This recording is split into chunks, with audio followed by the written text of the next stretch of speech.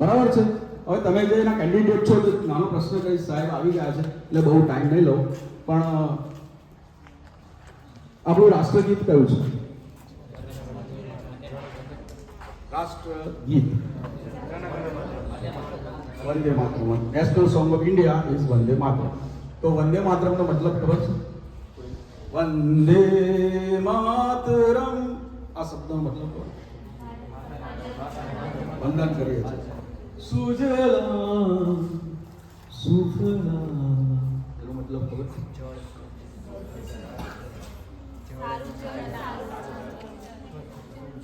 શુદ્ધ મતલબ સારું શુદ્ધ પાણી. સુફલામ મલયજ શીતલા.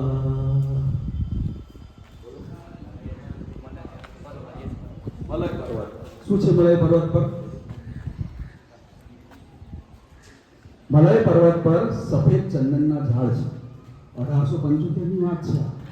આ 2025 સાલે છે. તો શું એ ભારત માતા છે અત્યારે? શું એ મલય પર્વત પરથી ચંદનના પુષ્પોની ફૂલ આવે છે? જો ના આવતી હોય તમને સ્મેલ તો સમજવું કે વંદે માતરમ ગીત ગાવાના લાયક નથી આપણે. મલય શીતલામ સસ્ય શ્યામલામ માતરમ વંદે માતરમ. સસ્ય એટલે શું? સસ્ય એટલે ખેતી. શ્યામલામ એટલે ભીની ખેતી. તમે જુઓ ગાર્ડનમાં લોન ઉગી હશે, લોન સરસ ગ્રીન દેખાય છે. એ કેમ ગ્રીન દેખાય છે? કે એક સાથે છે.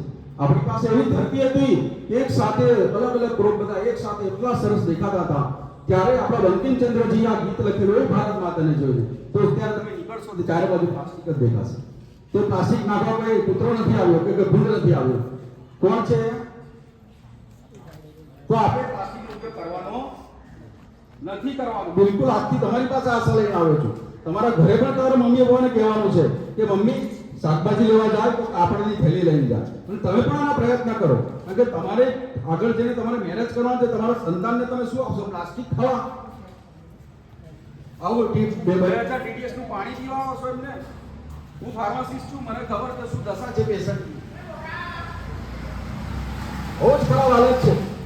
અત્યારે નેબ્યુલાઇઝર જે લેવો સાલ્બ્યુટેબલ વાળી જે નેબ્યુલાઇઝર વપરાય છે, જેને કહેવાય છે, પહેલાથી 2002માં મેં દુકાન ઓપન કરી હતી. એક નેબ્યુલાઇઝર નથી વેચાતું ત્યારે એટલી સુધારવા. અત્યારે 1 કલાક એક નેબ્યુલાઇઝર વેચાય છે. છોકરું જન્મ થાય તો ડોક્ટર તરફ નેબ્યુલાઇઝર ડિસ્ચાર્જ કરે છે. શું કામ? આપણી એર ક્વોલિટી ખરાબ થઈ જાય છે. કેમ? કે વટવૃક્ષ કાપી નાખ્યા. વટવૃક્ષ એટલે કયા?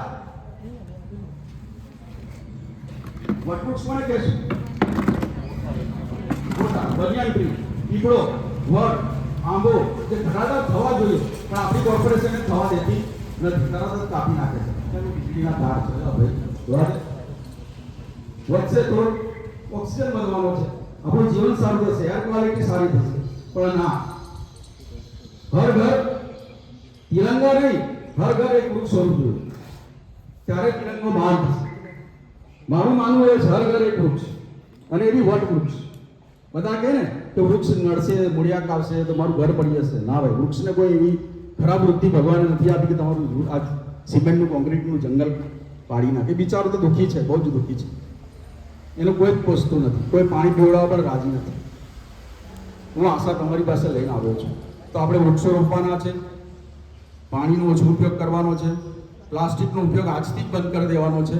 બીજું એક વાત કરું ખાસ આ બહેનો માટે, મારી લાગણી બહેનો બેઠી છે, એ હજુ નાની છે, પણ પ્લાસ્ટિકની વિપરીત અસરથી એમને કદાચ ખબર હશે, પણ ના ખબર હોય તો કહી દઉં કે બિસ્લેરી વોટર, મિનરલ વોટર, એક્વામિના કોઈ પણ કંપનીનો દાવો કરે છે કે અમારું શુદ્ધ પાણી છે, એમાં માનશો નહીં. એમાં પ્લાસ્ટિકના 25 થી 30,000 કણ બેઠેલા છે, જેને માઇક્રોપ્લાસ્ટિક કહીએ છીએ.